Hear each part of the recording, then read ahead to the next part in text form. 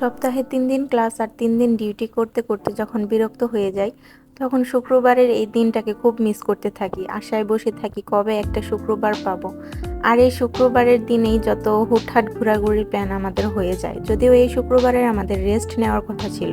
হাতের কাজ, অ্যাসাইনমেন্ট, কাপড়-চোপড় ধোয়া, ঘর গোছানো এগুলা করার কথা ছিল। কিন্তু তবে এইবার ভাবলাম যে মনটাকে একটু রিল্যাক্স ফিল করাতেই হবে। তাই কালকে চলে গিয়েছিলাম ত্রিশাল জাতীয় কবি কাজী নজরুল বিশ্ববিদ্যালয়ে। আমি, শারমিন আর শান্তা সোজা ৩ জন হোস্টেল থেকে বের হয়ে চলে আসি ত্রিশাল বাস স্ট্যান্ডে। আর সেখান থেকে একটা রিক্সা ধরে চলে যাই ভার্সিটির দিকে। আর এই সপ্তাহে ক্লাস, ডিউটি সবকিছু মিলিয়ে এত পরিমাণ বিরক্ত ছিলাম আর ব্যস্ত ছিলাম, কি আর বলবো। কিছুদিন আগেও আমরা ঘুরতে বের হয়েছিলাম, কিন্তু এই সপ্তাহ এত স্ট্রেসফুল ছিল যে মনে হচ্ছে অনেক দিন পরে ঘুরতে বের হয়েছি। আর রাস্তা থেকেই ভার্সিটির বড় বড় ভবনগুলো দেখা যাচ্ছিল। আর পরন্ত বিকালের এই রোদে সবকিছু সুন্দর লাগতেছিল। আর এই রোদটা শরীরে লাগার মতো ছিল না, মিষ্টি একটা রোদ ছিল। আর রিক্সা থেকে নেমে চিন্তা করতে থাকি কোন দিক থেকে ঘোরাঘুরি শুরু করব, কারণ ভার্সিটির এরিয়াটা অনেক বড় ছিল।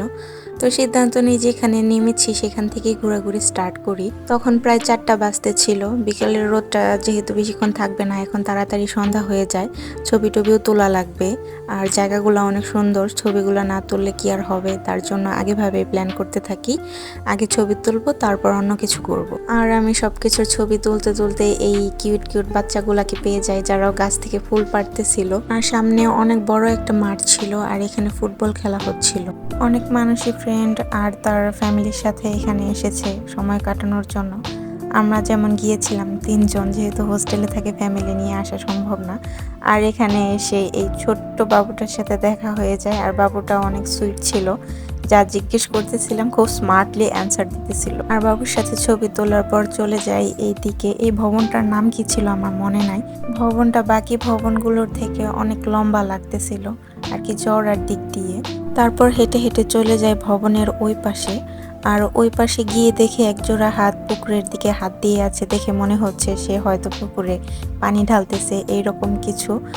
আর তারপর সেই ভবন ক্রস করে চলে আসি এইদিকে অবশ্য মেয়েদের হোস্টেলগুলা ছিল। আর হোস্টেলের এই ওয়ালগুলা এইরকম ভাবে রং করে রেখেছিল, যা দেখতে আসলে অনেক ভালো লাগতেছিল। এখানে একটা পার্কও ছিল, যেখানে বাচ্চাদের থেকে বড় বাচ্চাদের সংখ্যাগুলা বেশি ছিল, যারা বাচ্চাদের খেলার সুযোগই দিচ্ছিল না। তারপর এখানে কিছুক্ষণ ছবি তুলি আমরা। ছবি তোলার পর চিন্তা করতে থাকি কোন দিকে যাওয়া হবে। যেহেতু ঘোরাঘুরি করতে এসেছি, একটু হালকা খাবার দাবার তো খেতেই হবে, না হলে কি আর চলবে। ঘোরাঘুরির মজাটাই তো খাওয়া দাওয়ার মধ্যে। হোস্টেলের খাবার খেয়ে যেহেতু আমরা সবাই বিরক্ত, তার জন্য খেতেই হবে অবশ্য। খাওয়ার জিনিসটা আমাদের জন্য আজকে একদম বাধ্যতামূলক হয়ে গেছে। তাই সেখান থেকে উঠে চলে যেতে থাকি কলা ভবনের দিকে। কলা ভবনের সামনে দিয়ে যে রাস্তাটা আছে, সেই রাস্তা দিয়ে সোজা হাঁটতে থাকি। আর এই সময় একদম সূর্যটা অস্ত যাবে যাবে অবস্থা, চারিদিকে অন্ধকার নামতেছে, আর আশেপাশের পরিবেশটা আসলেই অনেক সুন্দর লাগতেছিল। তারপর চলে যাই এই ক্যাফেটাতে। এই ক্যাফেটার নাম ছিল বৈতালি ক্যাফে। আর ক্যাফের বাইরের থেকে ভেতরের ডেকোরেশনটা অনেক সুন্দর ছিল, কারণ যে পেইন্টিং গুলো ছিল সব অ্যাস্থেটিক একটা ফিল দিতেছিল। আর ক্যাফের ভেতরে ঢোকার আগে ছোট্ট 2টা পাখি দেখতে পাওয়া যায়। পাখি 2টা একদমই চুপচাপ বসেছিল। এরপর চলে যাই ক্যাফের ভেতরে। ভেতরে বসে সাইডে একটা টেবিল ছিল, সেই টেবিলটাতে বসি। আর ক্যাফের ভেতরে বেশি একটা মানুষজন ছিল না, আমরা 3 জন ছিলাম আর ওই পাশে একটা ফ্যামিলি ছিল। তাই বেশি ভালো লাগতেছিল, কারণ মানুষজন কম ছিল। আর আমরা 3 জন মনের সুখে অনেকক্ষণ যাবত আড্ডা দিই। আর এরপরে আমরা ভালোই অনেকক্ষণ ছবি তোলাতুলি করি আর ভিডিও করি অনেকগুলা। ভেতরের যে ডেকোরেশন আর লাইটিংগুলো ছিল, ছবিগুলো অনেক সুন্দর আসছে। তারপর কি খাবো সেটা চিন্তা করতে থাকি। এখানে কফির সাথে আরো অনেক কিছুই পাওয়া যায়।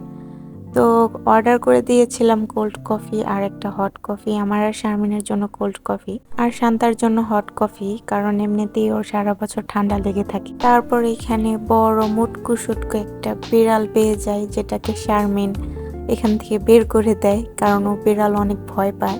আর এখানে মাশাআল্লাহ সুন্দর ওই ফ্যামিলিটার সাথে একটা বাচ্চাও এসেছিল, যেটাকে কোলে নিয়ে আমরা অনেক ছবি তুলি।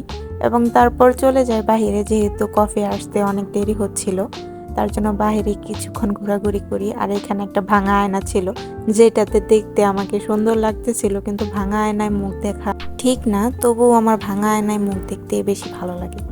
তো এসে দেখি কফি এসে গেছে, কিন্তু এইটাতে চিনির পরিমাণ একটু কম ছিল। আমি জানি না আমি চিনি বেশি খাই কিনা, সবার কাছেই ঠিকঠাক লাগছে, শুধু আমার কাছে একটু চিনি কম লাগে। আর না হলে হতে পারে আমি বেশি সুইট, তাই এই সব কিছুতেই আমার একটু চিনি বেশিই লাগে। যাই হোক, ব্যাপার না, জীবনের সব ক্ষেত্রে একটু স্পাইস বা চিনি লবণ একটু মিক্স করে নিলে খারাপ হয় না, ভালোই হয়, স্বাদটা বেড়ে যায়। তো কফি খাওয়া শেষ করে বাইরে চলে আসি, আর শারমিন এখানে পাখিগুলোকে আরেকটু খোঁচাচ্ছিল। আর আমি বাহিরে সুন্দর একটা নয়নতারা ফুল পেয়ে যাই, যেটা অনেক ছোট ছিল এবং হাতে নিয়ে ঘোরাইতে অনেক ভালো লাগতেছিল। ফুলটা অনেক সাদা ছিল, এমনকি নর্মাল যে সাদা তার থেকেও আরো বেশি সাদা লাগতেছিল। এরপর রাস্তায় উঠে খুঁজতে থাকি রিক্সা, কিন্তু একটাও রিক্সার দেখা পাই নাই।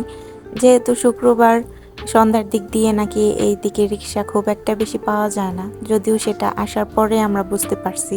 তো ভালোই বেশ কিছুক্ষণ হাঁটাহাঁটি করতে থাকি আমরা। রাস্তায় লাইট ছিল, হালকা হালকা শীতও লাগতেছিল। খালি রাস্তায় আমরা তিনজন হাঁটাহাঁটি করতেছিলাম আর মনের সুখে গান গাইতেছিলাম।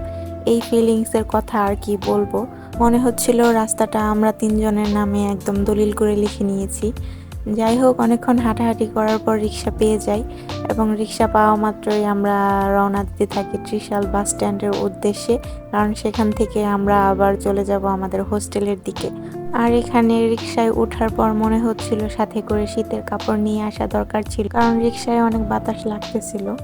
তার জন্য মনে হলো যে নেক্সট টাইম যদি কখনো সন্ধ্যার টাইমে বের হই তাহলে সাথে করে অবশ্যই শীতের কাপড় নিয়ে আসতে হবে। আর ত্রিশাল বাস স্ট্যান্ডের কাছাকাছি এসে ভালোই একটা ছোটখাটো জ্যামে পড়ে যাই, কারণ এখান দিয়ে যাচ্ছিল বরযাত্রী। যেহেতু শীত পড়েছে আর বিয়ের সিজনও শুরু হয়ে গেছে, তো রাস্তাঘাটে এই জিনিসটা দেখা অস্বাভাবিকের কিছু না, স্বাভাবিক কিছুই। আর এই বরযাত্রী দেখে আমাদের শান্তা আপা মনে মনে একটু আফসোস করতেছিল, কারণ সেই অপেক্ষায় আছে কবে তার বর এইরকম বরযাত্রী নিয়ে তার বাসায় যাবে তাকে বিয়ে করে আনার জন্য।